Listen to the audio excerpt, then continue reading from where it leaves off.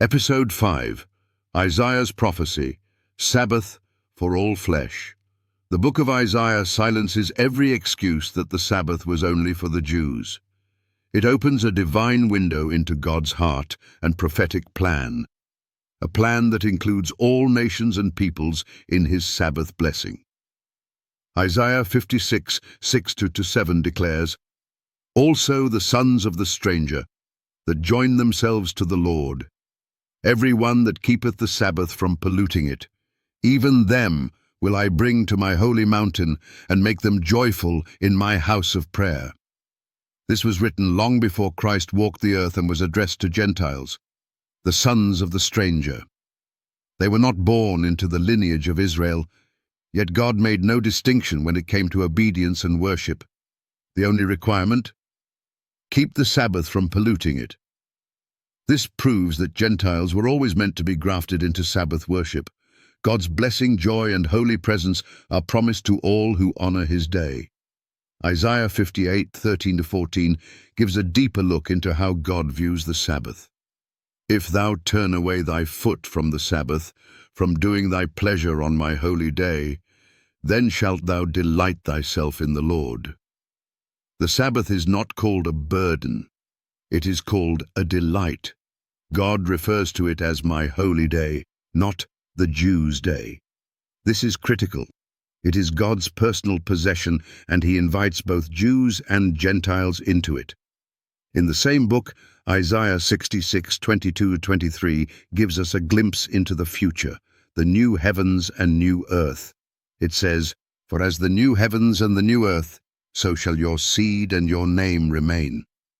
And it shall come to pass, that from one Sabbath to another shall all flesh come to worship before me, saith the Lord." Did you catch that? All flesh, not just Jews, not just Israelites, but all humanity, from every tribe, tongue, and nation, will worship God on the Sabbath in the earth made new. If the Sabbath is going to be kept by all flesh in the new earth, why do so many argue that it no longer matters now? That's like saying marriage doesn't matter now, because we'll be as the angels in heaven. The future does not erase the present. Rather, it magnifies it. God's eternal plan always included the Sabbath as a day of worship, relationship, and joy. Nowhere in Isaiah does God speak of blessing Gentiles who keep Sunday. Nowhere does he prophesy about a future day of worship on the first day of the week. There is no command, no prophecy, and no covenant tied to Sunday. Yet 3 times in Isaiah alone, God confirms his blessing, command, and prophetic future for the Sabbath. That is overwhelming evidence. Some may still argue that was Old Testament, but the Old Testament is filled with eternal truths. God doesn't change.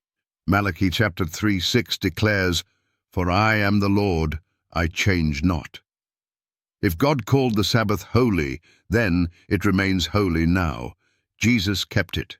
The apostles kept it. The early church kept it. And prophecy reveals it will be kept in eternity. There is no gap in its sacredness.